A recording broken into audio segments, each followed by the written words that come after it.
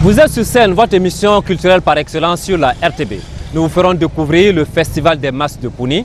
Nous irons ensuite à Banfora, à la rencontre de Brahima Ouattara, sculpteur sur bois.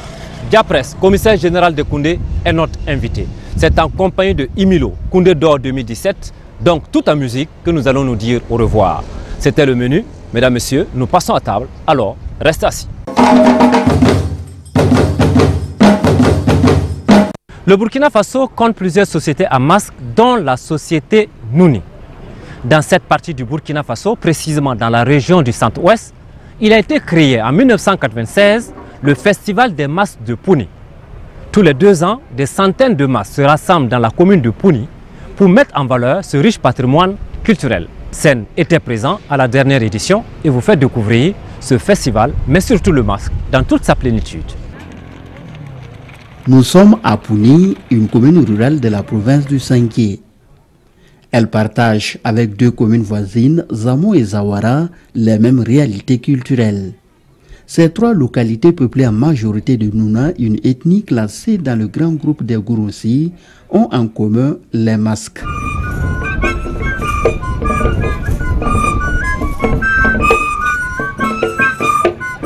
Des masques qui occupent une place importante dans l'univers culturel du peuple Nouna. Wana, le père Wan, donc il est couru là. Il est bana, et directeur de, et c'est le père est mekai et me vidia. Les nègres ne bedient les yeux quand on est maman. Et c'est au quoi, et moi, ma yente maman, bawa de wevela. C'est n'yara même idée on montegana. Il y a des lois wana de tuyo, et un venu quoi yo. Un cas is go au piana, et velay, et manipa man au lula. Mais le oeil aboki pour le lama, caca momo yela.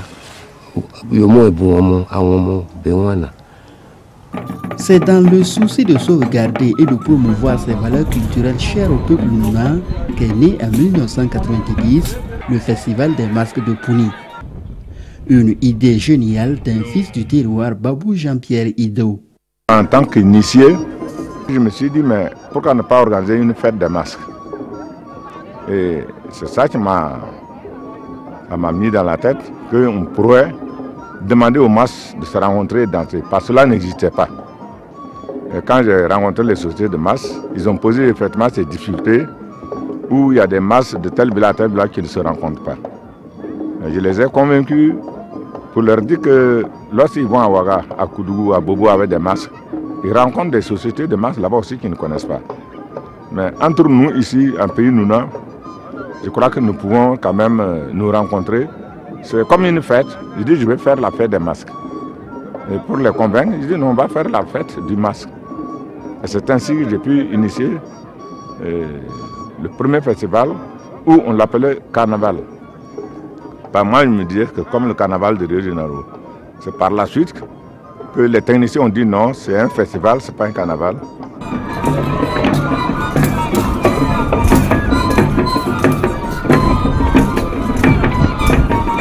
Un festival qui regroupe chaque 2 ans sur ce site à Pouni plusieurs sociétés de masques venues des villages de ces 3 communes pour des prestations et des démonstrations de danse.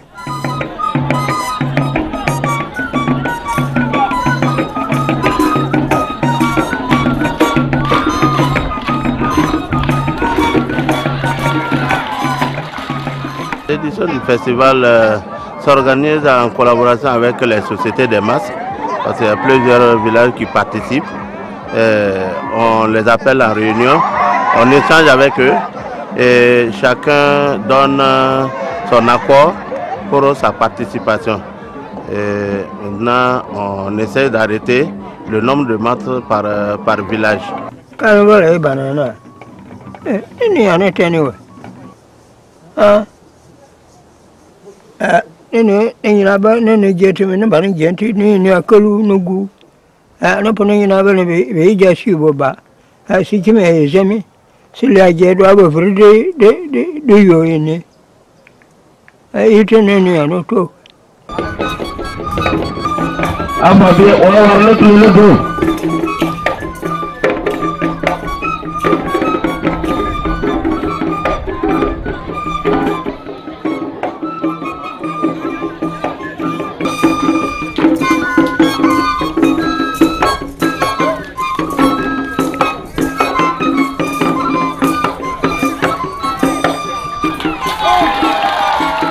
Cette manifestation culturelle, depuis sa création, fait son petit bonhomme de chemin. Elle a une bonne place dans l'agenda des populations. En témoigne la forte mobilisation à cette 15e édition.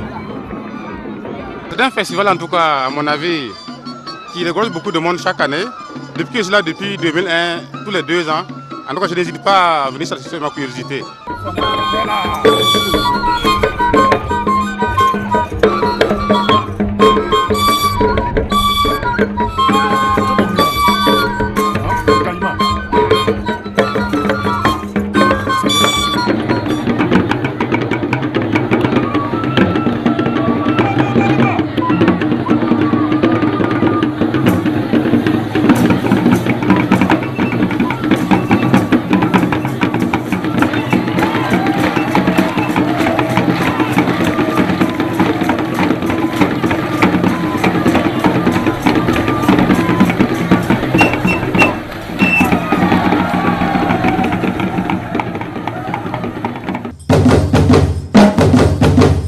Dès les premières éditions, les populations se sont presque appropriées le festival. Parce que ça leur a plu.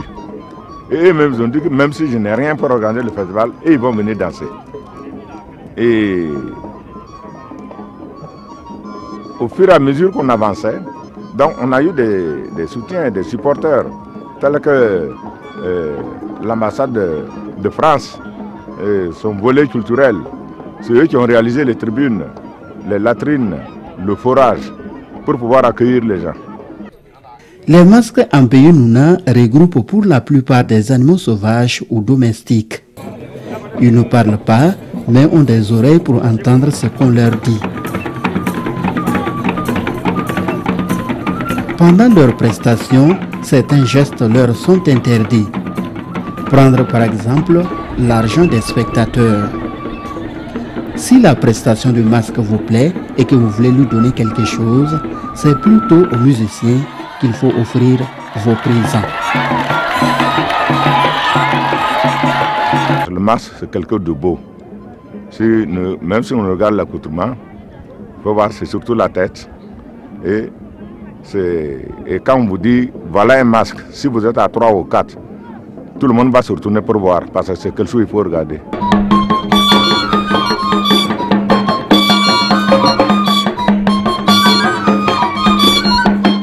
Chaque masque dans son comportement de tous les jours doit imiter l'animal qu'il représente, même pendant sa prestation. Comme c'est le cas de ce masque singe qui tient ici des fruits du néré.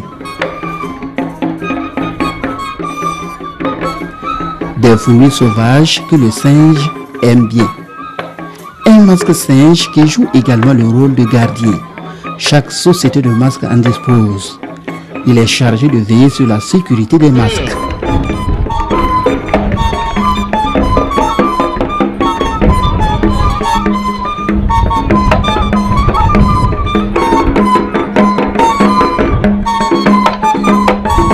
À chaque édition du festival, les organisateurs font appel à des sociétés de masques d'autres provinces du Burkina. À la présente édition, c'est la province des Balais qui est invitée. Tirkou et Labien sont les 2 villages qui ont représenté cette localité avec des masques robustes et pleins d'énergie.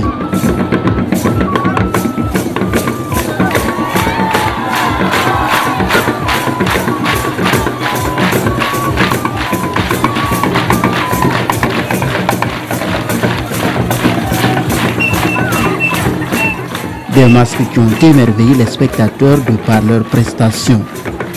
Ici, des pas de danse exécutés en groupe, là, des prestations individuelles.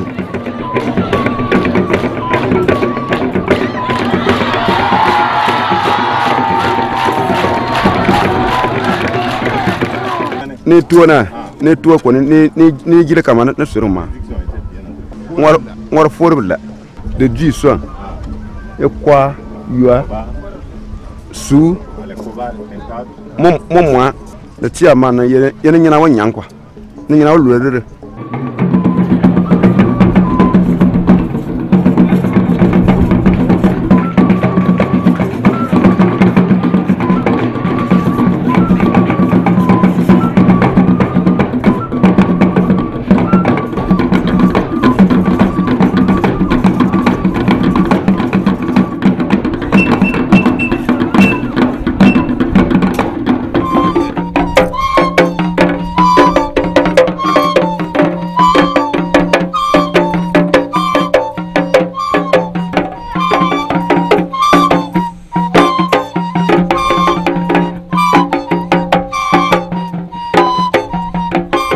Nyoro denere de toi don dona de ka vous dire ma yala zula de to kwa me ko tri ya war ne wor ge ne de yala za zula yo mo parka de me ni se ke duru bana de yala zula Carnaval a nyodo andre boa bala yerte na tume bar zare bi jime de nyina abzar nya babu dangila de wer le de dori de nya babu kime de nya babu vuru kime fundu no bo o mai dia.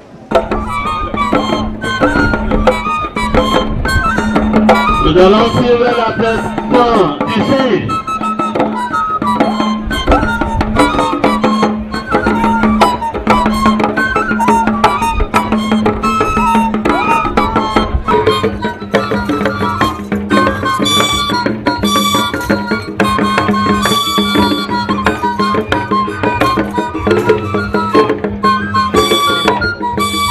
Ce festival qui suscite l'engouement des populations occupe une place importante dans l'univers culturel de la province du Sanguié.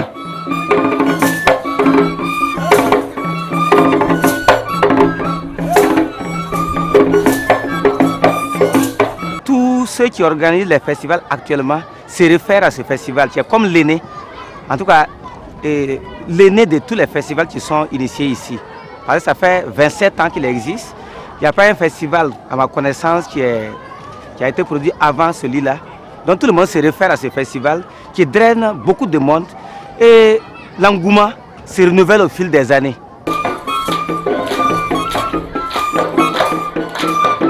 La difficulté majeure de cette manifestation culturelle reste la faible mobilisation des fonds pour son organisation. Un manque de moyens financiers qui ne permet pas aux organisateurs d'apporter d'importantes innovations à chaque édition. Ça, c'est d'ordre, et comme je dis, financier. Les sociétés qui nous supportaient, il y a des gens, bon, ils sont d'accord, ils sont contents, ils nous félicitent, mais malheureusement, ils ne pourront pas nous donner quelque chose. Mais ils sont de cœur avec nous. Sur la question, le directeur provincial de la culture, des arts et du tourisme du Sanguié a sa petite idée. C'est vrai qu'il faut chercher des partenaires, mais il faut encore cultiver l'autofinancement à nous, fils du Sanguié. Parce que autant que nous sommes, nous pouvons faire quelque chose pour que ce festival soit pérennisé. Chacun de nous peut donner sa contribution. Chaque village peut donner quelque chose pour que son masque soit vu. Personne ne viendra valoriser notre culture là, à notre place. Donc il faut que ce soit nous-mêmes. Une idée qui sera expérimentée dès la prochaine édition, foi des organisateurs.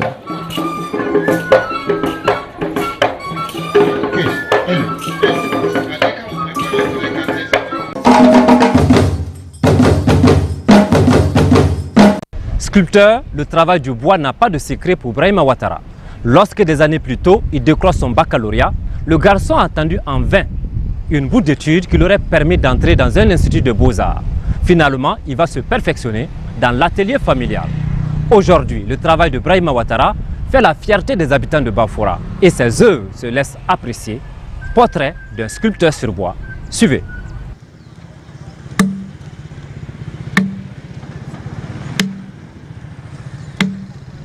Détrompez-vous, cet homme n'est pas un bûcheron, c'est un artiste sculpteur. il répond au nom de Brahima Ouattara. C'est lui, l'auteur de cette sculpture monumentale qui trône aux abords du grand marché de Banfora. C'est la femme burkinabé, la femme qui travaille, la femme qui a droit à l'éducation. Vous voyez les livres dans la main de la femme. Il y a la daba, c'est-à-dire que c'est l'ensemble des femmes en fait. La femme éduquée, la femme qui est dans la campagne, qui fait les travaux champêtres. Et le canari, ça symbolise l'eau qui est la nourriture. Donc on a essayé de symboliser la femme de façon globale en une seule sachette. Chez les Ouattara, le travail du bois se transmet de père en fils. La sculpture, je l'ai eu comme ça de mon père. C'est un choix en fait que j'ai fait depuis tout jeune. J'ai vu mon papa, il le faisait. Il n'était pas sculpteur à temps plein. C'est à ses heures perdues qu'il faisait la sculpture. Lui aussi, il a hérité de son papa. Donc c'est un héritage familial qui m'a plu et je me suis mis dedans. Et voilà ce que ça donne aujourd'hui. J'ai fait la sculpture essentiellement. J'avais d'autres choix, mais j'ai préféré la sculpture parce que ça me plaît d'abord. Et je voyais que c'était presque rare dans ce pays. La sculpture sur bois n'est pas très répandue. C'est vrai que le bronze, on en trouve beaucoup à Ouaga, mais la sculpture sur bois n'est pas très répandue au Burkina. Donc c'était une porte pour moi pour en faire un métier. Après le décès de son père, Brahima Ouattara prend le relais et s'installe dans l'atelier familial.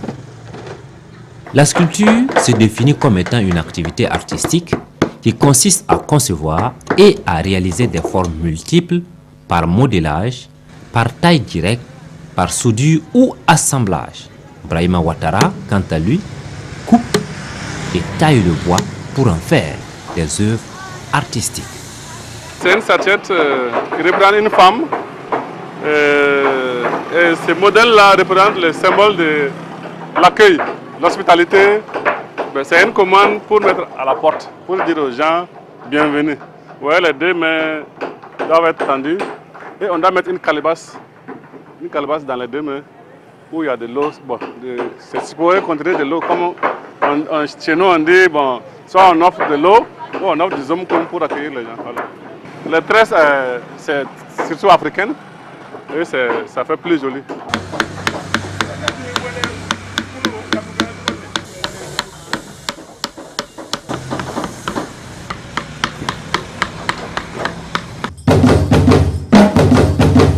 Moi, j'ai fait tout ce qu'on peut faire avec du bois en matière de sculpture, que ce soit des tableaux, des statuettes. Et comme je l'ai dit précédemment, on fait même des crosses de fusil. Bon, on essaie souvent de rendre service à des gens. Comme je l'ai dit, il n'y a pas beaucoup de sculpteurs. Souvent, il y a des gens qui viennent demander des trucs qu'on ne fait plus. Mais pour rendre service, on le fait quand même. Voilà. Là, ça demande beaucoup de créativité, beaucoup d'imagination. Mais sinon, à part ça, ce qu'on fait d'habitude, c'est des trucs figuratifs. Les arts abstraits, les gens ne les comprennent pas. Il faut que les professionnels voient pour comprendre. Et quand c'est des compétitions, on va avec des trucs abstraits. Le bois, c'est la matière première utilisée par Brahima Ouattara. Sans cette matière, sa vie de sculpteur n'aurait pas de sens. Le bois qu'on utilise est local. C'est un bois qui vient de la brousse. On le commande avec les camionneurs qui vont chercher le bois en brousse. On le commande par rapport aux dimensions qu'on veut. Ils essaient de nous amener ça. C'est ça qui est là. C'est du bois qu'on appelle Numuyiri Anjula.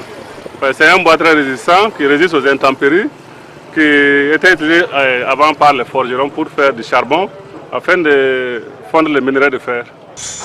Brahima est spécialisé dans l'art figuratif.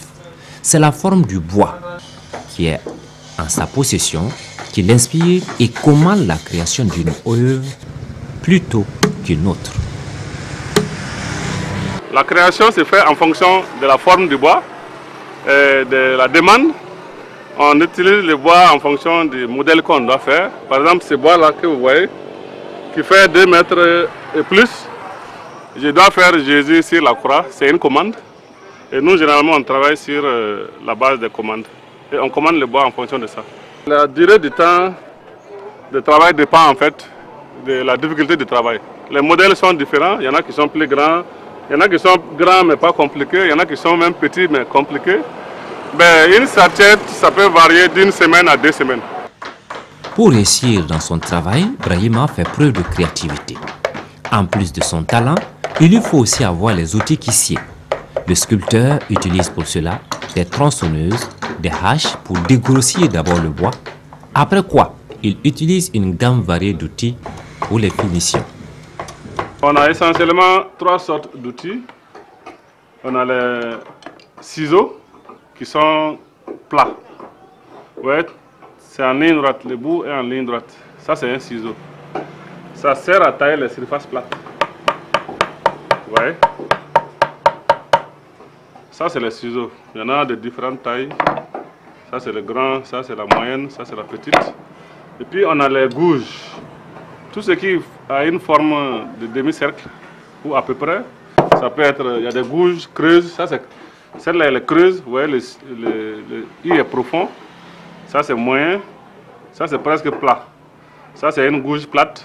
Ça c'est une gouge creuse. Ça c'est une gouge ordinaire.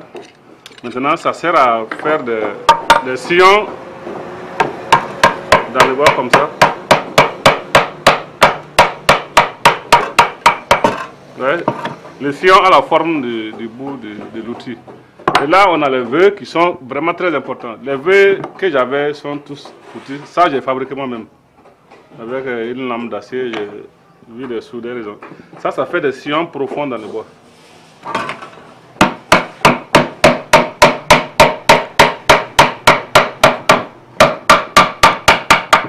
Ouais. C'est essentiellement les 3 sortes d'outils qu'on appelle généralement ciseaux. C'est ça en fait les ciseaux, les autres sont des gouges. C'est pour les finitions.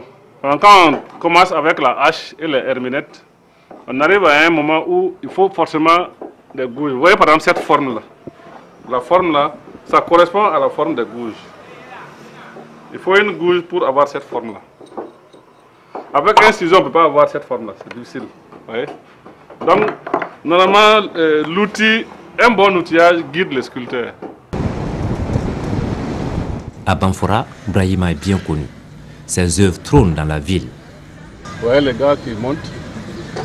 Il y a une gourde en haut qui a recueilli les banniers la nuit. Un hôtel de la place a été le premier à donner sa chance à Brahima en lui confiant la conception de plusieurs pièces artistiques.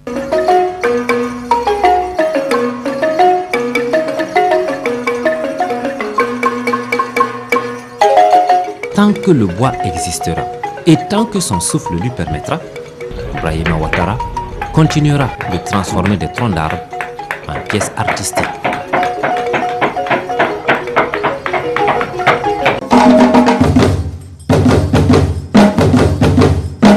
De nombreux musiciens burkinabés et africains chantent son nom, Diapresse Awaga. À Ouagadougou et au-delà des frontières du Burkina Faso, ce promoteur culturel force l'admiration et le respect. Salfo Soré, plus connu sous le nom de Diapresse, est notre invité. Le commissaire général de Koundé revient sur la dernière édition de Koundé 2017. Il nous parle également du vol dont a été victime la star nigériane Tiwa Savage. Vous voulez savoir ce qui s'est passé? Alors, restez à l'écoute.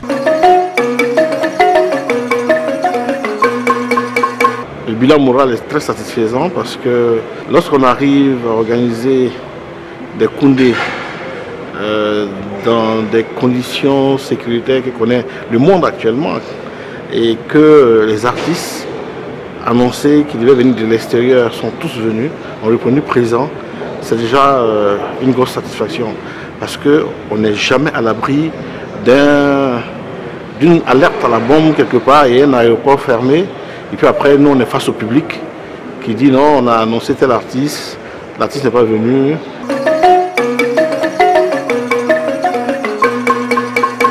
C'est vrai que pour Emilio, il a plusieurs fois été nominé au Koundé et toujours sorti bredouille. Je pense aussi que en partie c'est dû au rythme musical qu'il a adopté. Mais si vous remarquez, il y a une évolution dans sa carrière musicale et il ne se contente pas de faire le rythme urbain un peu décalé, mais il est un peu rentré dans le terroir en apportant quelques touches assez originales et je pense que ça a dû peser dans la balance et puis bon, cette année il a raflé pas moins de 3 prix de façon générale. c'est bien pour ce jeune artiste et ce Koundé doit être pour lui une invite à plus de travail, à plus d'ardeur, à plus d'abnégation et puis bon, le meilleur reste toujours à venir.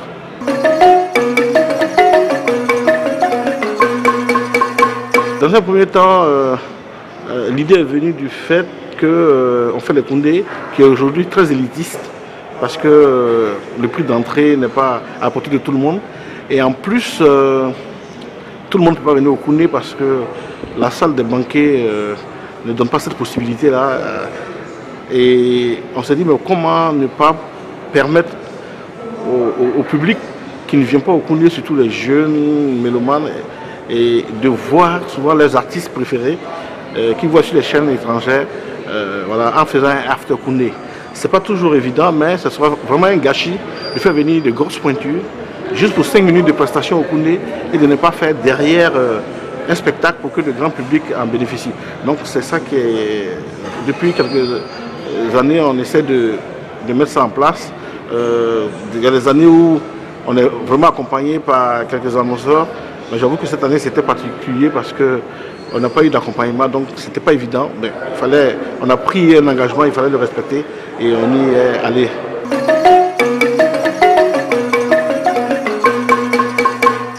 Ces messieurs sont de véritables, surtout ce groupe-là, avec Don Jazzy, qui est, vous savez, qui est le patron du showbiz nigérian.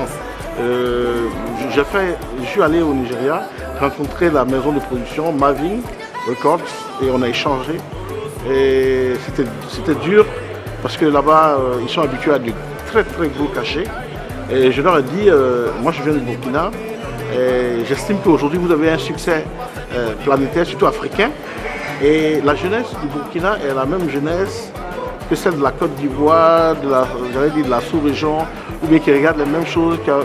C'est une jeunesse qui a les mêmes habitudes vestimentaires, les mêmes habitudes alimentaires, les mêmes habitudes de télé, parce qu'ils regardent les chaînes étrangères que les autres jeunesses. Donc ils ont droit, ils doivent avoir l'occasion de vous voir. Et on est parti sur cette base-là.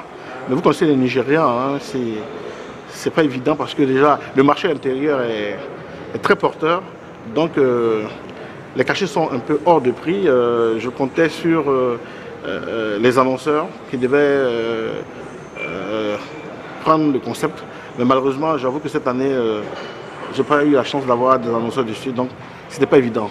Mais l'essentiel, c'est d'être arrivé à le faire. Parce que quand on prend un engagement, il faut aller jusqu'au bout.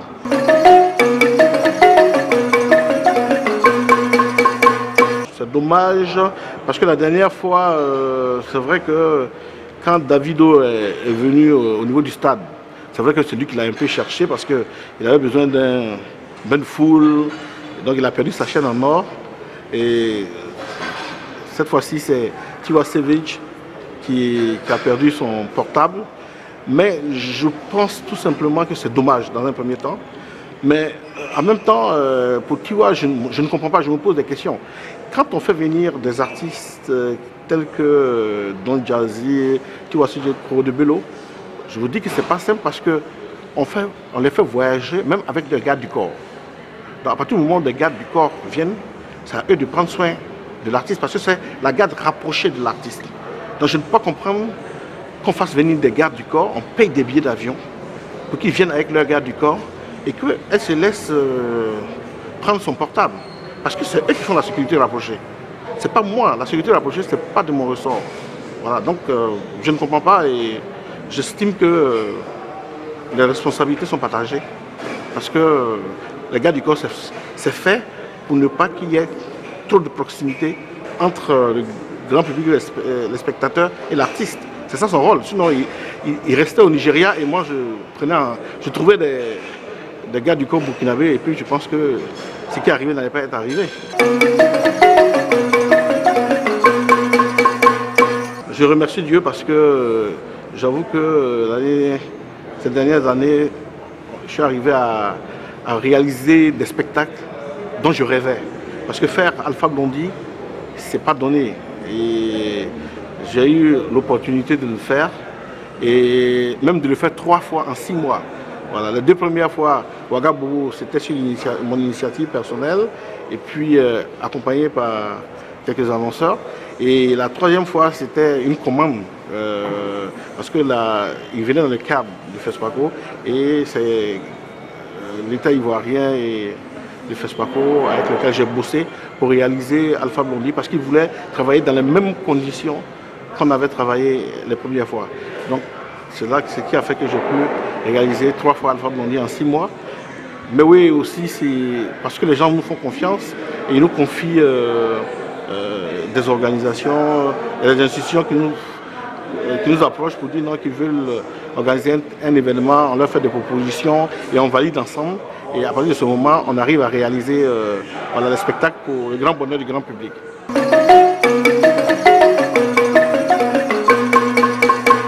De plus en plus,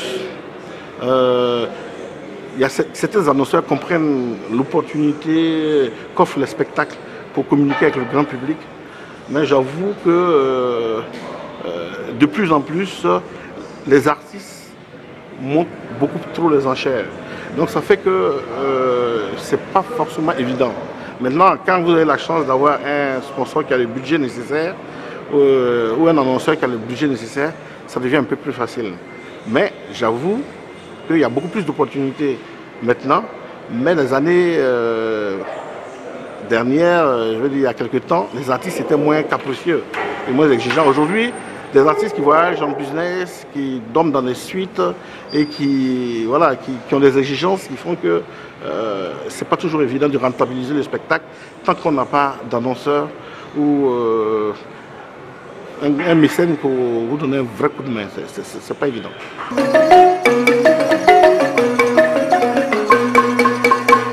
Les Koundés ont un budget qui arrive difficilement à boucler. Vous savez, la force de nos sponsors ici, c'est pas sorcier, parce que c'est lié aussi au niveau de vie du pays et au niveau des affaires. Voilà, donc je dis, il y a certains sponsors qui font 10 fois le chiffre d'affaires qu'ils font au Burkina dans d'autres pays de la sous-région. Donc à partir de ce moment, ils mettent plus d'argent dans le spectacle. Quand je regarde, je suis un peu pessimiste parce que je dis que pour pouvoir rivaliser avec les spectacles ou les organisateurs de la sous-région ou faire venir des artistes de renom, les sponsors au niveau du Burkina, seul ne suffit pas. Il va falloir aussi qu'on nous donne un vrai coup de main. Et je dis, si nos autorités estiment que les Koundés ont leur place dans le paysage culturel du Burkina, il faut qu'on ait un soutien franc, sinon ça commence à être très difficile pour nous. Très difficile, financièrement. Parce que le rêve a un prix et c'est pas simple.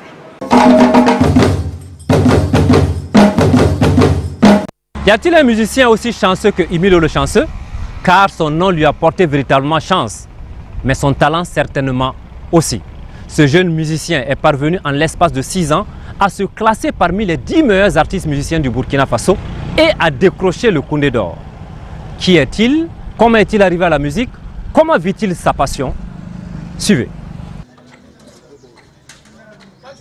Il est vraiment chanceux, Emilio le Chanceux. Arrivé dans l'univers musical burkinabé, il y a de cela à peine 6 ans, le garçon est parvenu à se classer dans le top 10 des meilleurs artistes musiciens du Burkina Faso.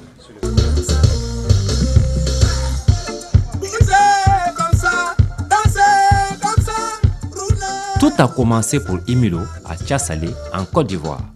Le jeune Émile Ilboudo s'intéresse alors à l'art, la danse, le théâtre et la musique. En 2004, il regagne le Burkina Faso, son pays natal. Il intègre le groupe Les Villageois, avec lequel il sort un album avant de signer à son tour la sortie de son premier album solo. J'ai commencé en tant que danseur depuis tout petit.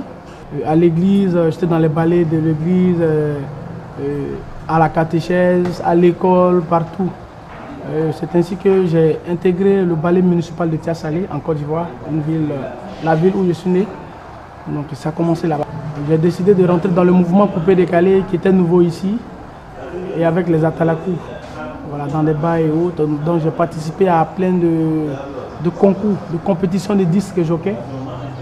Voilà. Et c'est là que j'ai eu ma chance d'être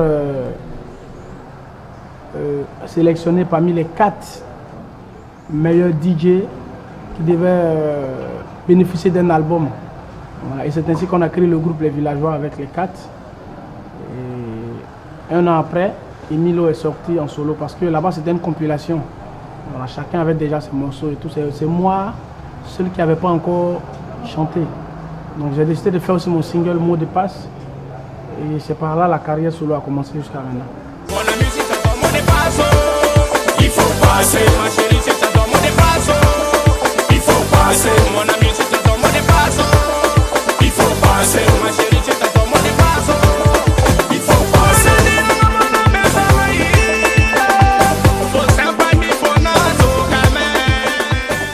Lentement mais sûrement, Emilo se fera une place au soleil, ou plutôt sur la scène musicale. Son succès, il le doit à son talent et à son amour pour le travail bien fait. Le musicien est auteur de 3 albums enregistrés dans plusieurs studios au Burkina Faso et en Côte d'Ivoire. Toi qui me critiquais toujours, voilà que tu danses comme un fou. Pourtant tu te joues à la source, ça n'a même pas commencé, je debout. Talaba y danser, talaba y rondo, talaba y danser, talaba y rondo, talaba y danser, talaba y rondo, talaba y danser, talaba y rondo,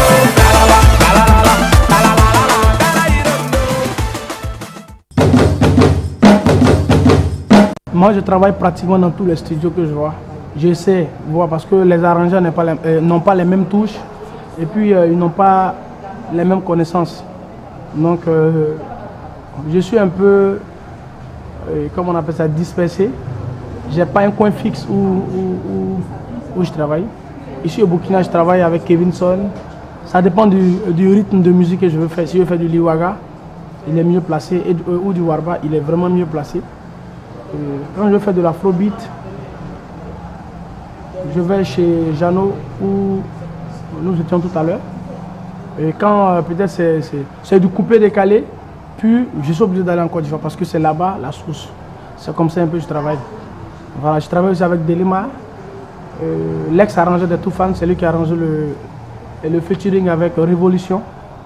Donc je suis un peu partout. Quand il y a un nouveau studio, je vais tester, voir un peu comment est-ce que l'arrangeur travaille et tout.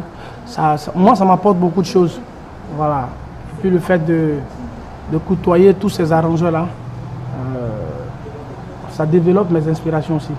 Burkina no mame, bigwe Burkina no mame. Yasida. Burkina no mame, bigwe Burkina no mame. Yasida. Mandenga no mame, Burkina no mame. Emilo chante en moré et en français. S'il est vrai qu'à ses débuts, il évoluait dans le genre coupé-décalé, aujourd'hui la musique de Emilo est plurielle, variée. Emilo, le chansonnier, fait de la variété. Il fait presque toutes sortes de musique. J'essaie de rentrer dans tous les genres de musique. Voilà. C'est vrai, j'ai commencé avec le coupé-décalé, c'était parce que j'étais danseur. Et je cherchais une place parce qu'avec le coupé décalé, on s'exprime bien en danse et en musique. On danse bien, c'est les démonstrations, c'est les acrobaties et autres. Donc c'est le spectacle. Voilà. Et comme j'étais danseur, j'ai choisi d'abord ce milieu-là pour être vite vu et bien vu. Voilà. Donc, sinon, quand vous écoutez l'album, les 3 albums de Emilo le chansonnier, il y a du waraba, il y a de la salsa, il y a de l'R&B, il y a du reggae. Et les morceaux qui sont bien aimés, c'est les coupés décalés. Donc on fait plus la promotion sur les musiques coupées décalées. Il y a aussi de l'afrobeat, wassa wassa, talaba, c'est de l'afrobeat mélangé au coupé décalé et de la musique traditionnelle d'ici. Mais ton sexy, viens la douce, juste montre de quoi je suis capable. Tu me kiffes, ça ma chérie va danser ma zoukelele. Est-ce que tu me sens? Bébé laisse-moi te danser. Centre Sabak Fitness. C'est ici que Emilo le chanceux met en scène ses chorégraphies. Le travail est collectif, mais toujours sous la direction de Emilo.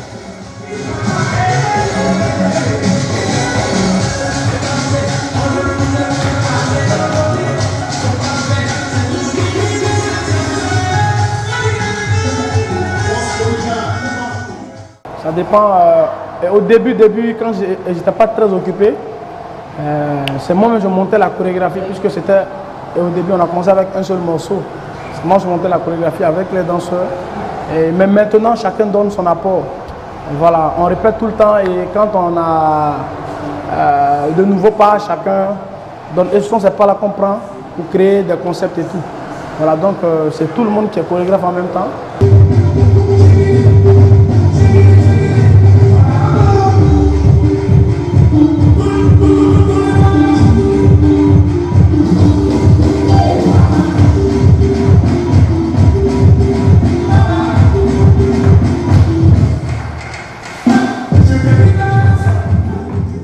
La chorégraphie, je peux dire c'est un don parce que quand le patron envoie un son, je peux dire Emilio, quand Emilio envoie un son, il dit écoutez, demain on doit monter la choré.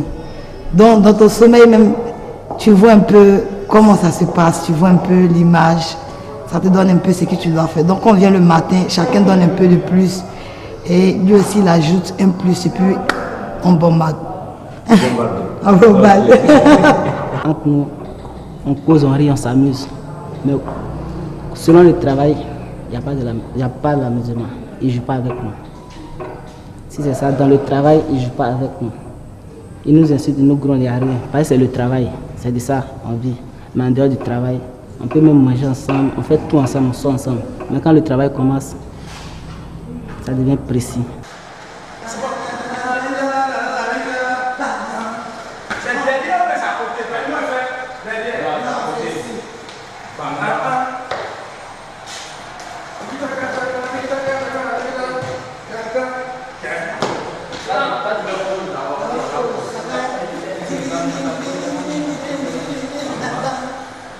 La danse, je peux dire que la danse c'est ma vie parce que sans ça, je ne peux rien faire. Même mon téléphone, quand ça sonne, même je danse.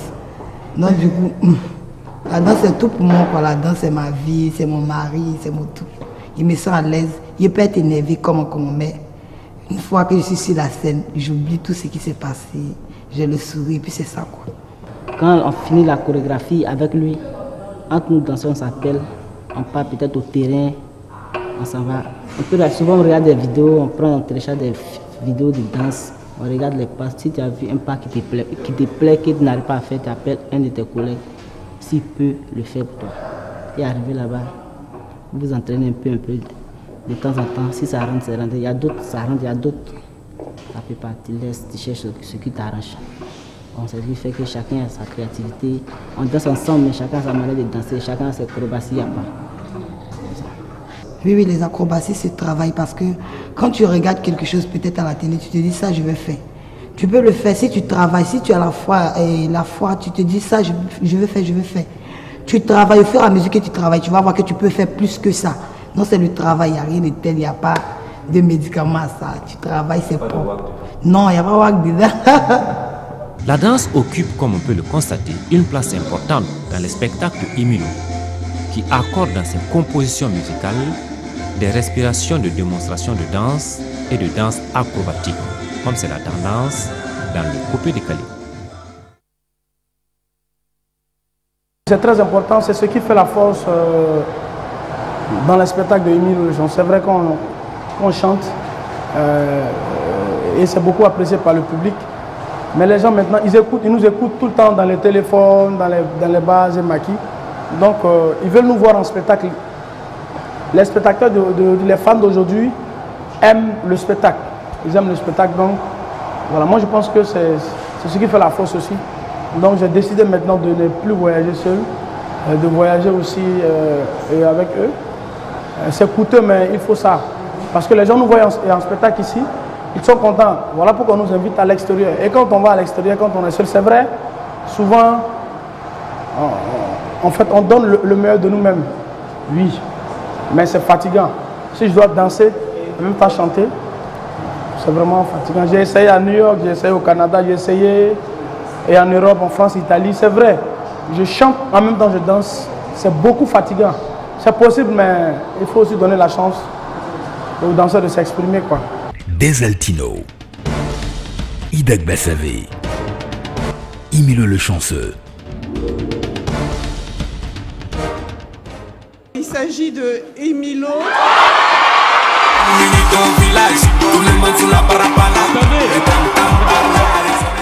Avril 2017, Imilo est consacré Koundé d'or, un trophée qui récompense le meilleur musicien de l'année. Ce Koundé vient confirmer, si besoin en était, tout le talent de l'artiste. D'abord, c'est un réel plaisir d'être Koundé d'or à mon âge, parce qu'il n'y a pas eu, à mon avis, il n'y a pas eu quelqu'un de mon âge, voilà, un artiste de mon âge qui a eu ce Koundé-là. Donc je me dis que j'ai eu ça très jeune. Voilà, c'est grâce au travail, c'est par la grâce de Dieu. Ça me fait vraiment, vraiment plaisir. C'est pas lui qui a gagné, c'est nous-mêmes on a gagné. Parce que ça, on a cherché ça il y a longtemps. Donc avant que vous annoncez là, nous on a déjà fini de fêter.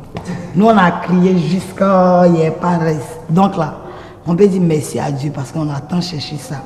Quand Dieu veut te grandir aussi, là, tu dois passer par beaucoup de chemins. Peut-être si on gagne ça avant, peut-être qu'à l'heure là, c'était rien. On a eu ça maintenant, là, c'est maintenant le travail va commencer. C'est pas ça là. Ça là même c'est petit. C'est le Cora, les 10 $, c'est ça nous on cherche. Donc là, c'est le travail qui commence maintenant.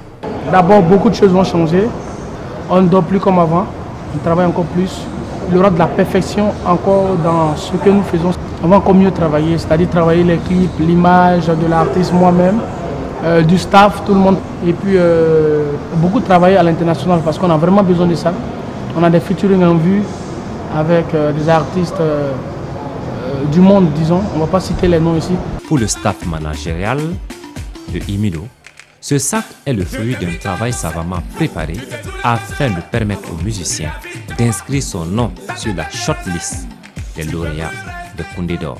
On a mis un plan de travail en route et ce plan devait aboutir à son sacre au Koundé 2017. Donc ce plan consistait à faire du live dans ces concerts. Donc on a eu à faire 2, 3 grands lives, sinon même 4. On a commencé avec la nuit atypique de Koudougou. On est venu, on a fait un live au Fespaco. Et les 2 derniers lives, c'était en avril passé, Ouaga et Bobo, les 21 et 22 avril. Donc en plus de ça, l'autre critique, c'est qu'il ne voyageait pas. Donc nous avons tout fait pour avoir des contrats à l'étranger. Il a fait les États-Unis avec Gérard Kouala pour le Foni. Il a fait le Canada, il a fait la France, il a fait l'Italie. Voilà, les gens parlaient pourquoi est-ce qu'il s'en va seul, sans ses danseurs. Mais nous, au fond, on avait un objectif à atteindre. Donc c'est la somme de tout cela. Et même les concerts qu'on a placés les 21 et 22 avril, c'était sciemment fait. On peut mettre la pression sur le jury pour qu'au soir du 28 avril, il puisse remporter le trophée. Et c'est ce qui a été fait. Mon ami, si tu as ton mot de passe, il faut passer. Ma chérie, si tu as ton mot de passe, il faut passer.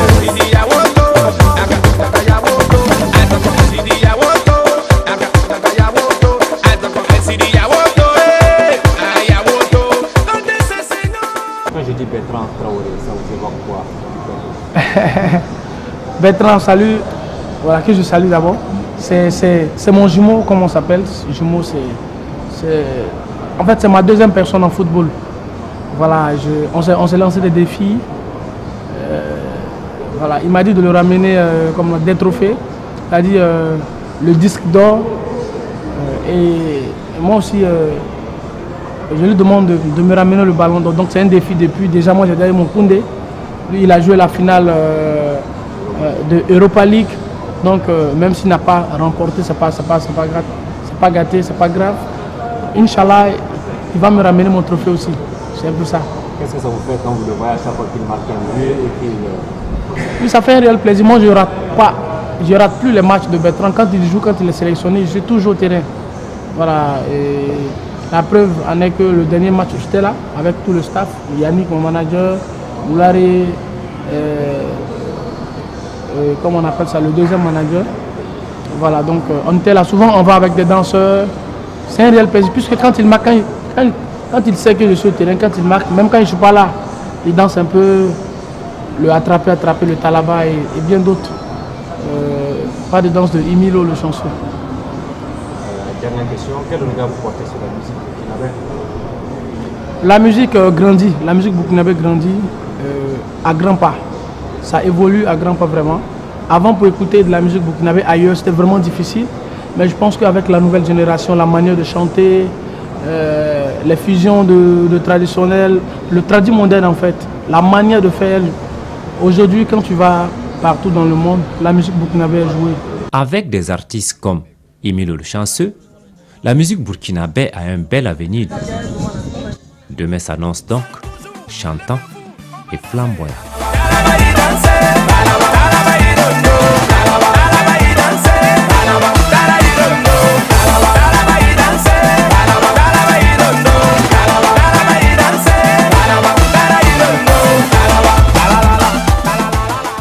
Dans 10 ans, Emilio Le Chanceux, je me vois comme un Michael Jackson, comme un, comment on appelle ça, Alpha Blondy,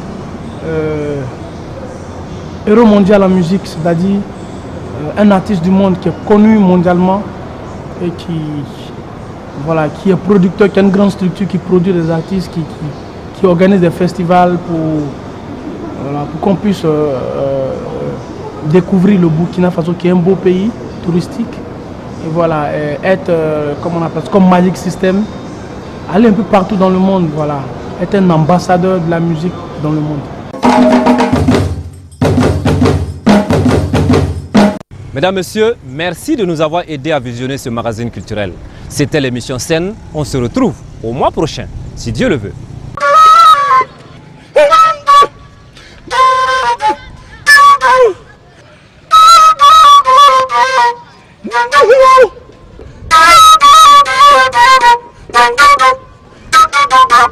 No.